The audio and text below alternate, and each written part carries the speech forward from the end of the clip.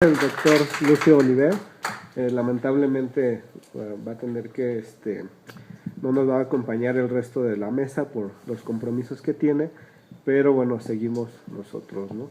Le damos la palabra al maestro Jaime Ortega.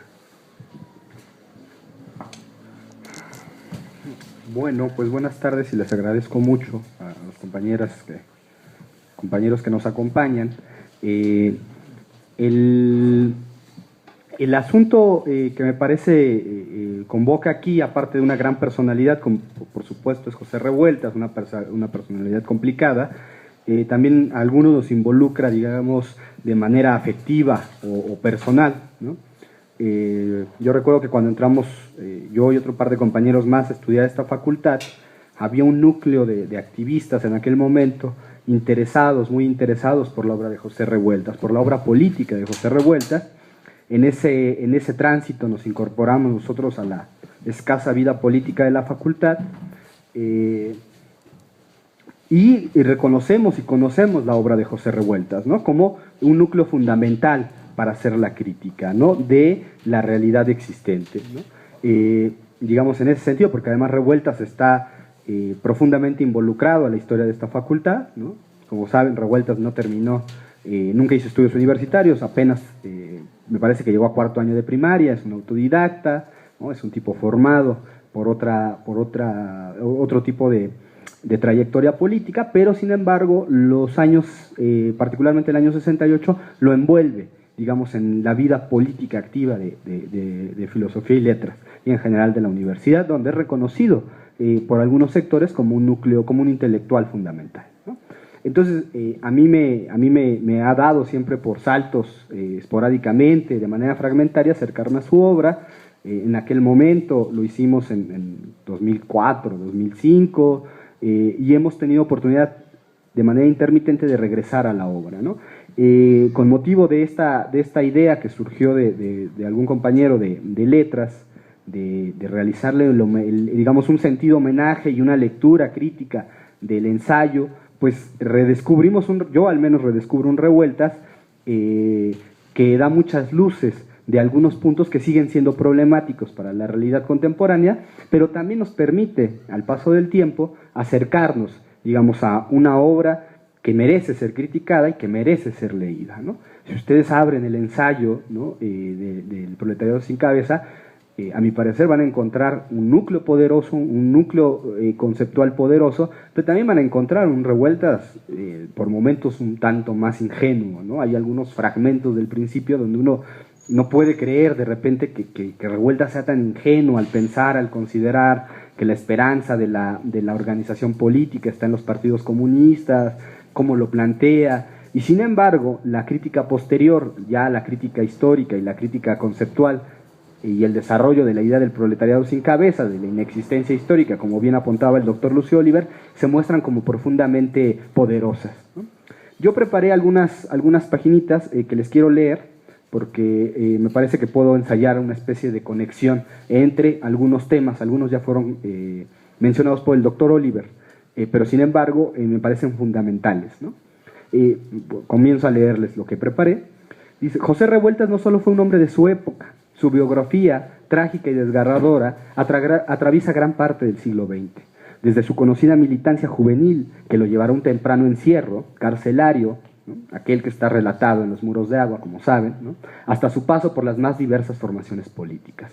Militó en el Partido Comunista, del que es expulsado en 43, pasa a formar parte del grupo marxista El Insurgente, se vuelve lombardista en el Partido Popular prácticamente hasta el año 57, posteriormente milita en el Partido Obrero Campesino, que es una escisión del Partido Comunista, vuelve a regresar al Partido Comunista, vuelve a ser expulsado, crea la Liga Leninista Espartaco, vuelve a ser expulsado de esta, ¿no? Digamos, es una trágica, desgarradora historia de una trayectoria político poco usual, ¿no?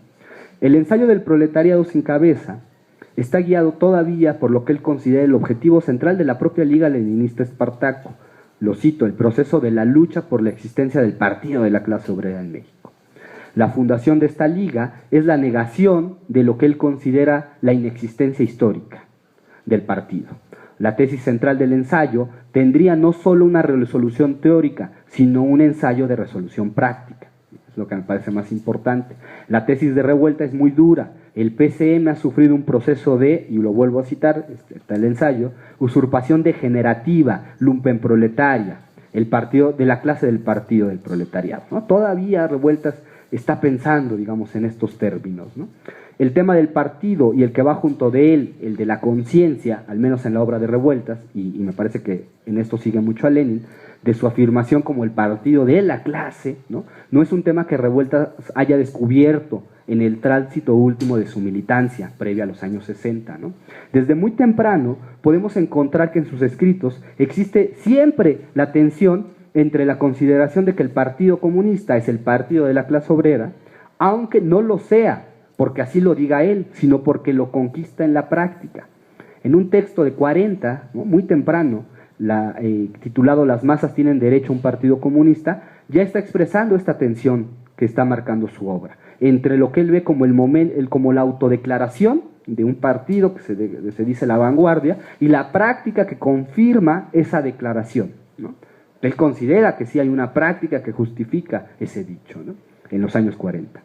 Hay que leer, me parece, el problema del partido en la mejor línea de expresión de los trabajos de Lenin y de Gramsci, efectivamente, ¿no?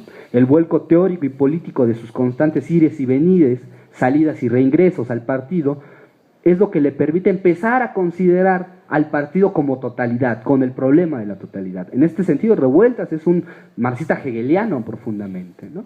Un fenómeno que debe ser estudiado, el del partido como totalidad, en relación con su entorno con el entorno de su existencia, o sea, dentro de la propia totalidad. Y esta totalidad histórica social merece ser reconocida en su desarrollo histórico. No es casual que desde más o menos 57 empieza a notarse que, acompañado de la explicación o de la pregunta si el partido es el partido de la clase obrera, siempre venga una explicación histórica del proceso de la nación mexicana, ¿no? De aquí viene este ánimo de reinterpretación que por momentos es una verdadera novedad historiográfica que está planteado en el ensayo, ¿no? No se trata de explicar la totalidad, que es el partido, sin entender el proceso histórico de la totalidad que lo contiene.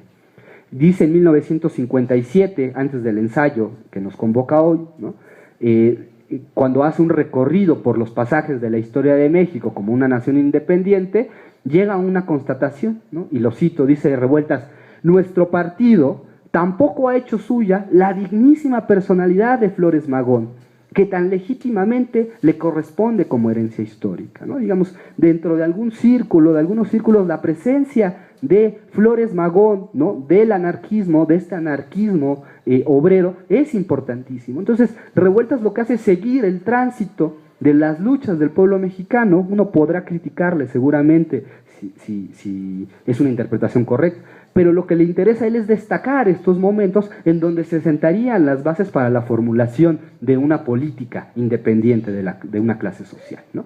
El análisis histórico, sucinto por lo demás, quizás sin el fundamento documental necesario, ¿no?, eso está siempre a discusión, orilló a Revueltas a desarrollar que el alejamiento del naciente Partido Comunista en los años 20 desarrollará algo así parecido a lo que Lenin llama en el quehacer como la política treudonista, ¿no?, la política del economicismo, ¿no?, una política burguesa, cuya máxima expresión en Revueltas está expresada en que el Partido Comunista decide crear una central sindical, aparte de las grandes centrales sindicales, ¿no? Y lo dice muy claramente en 57.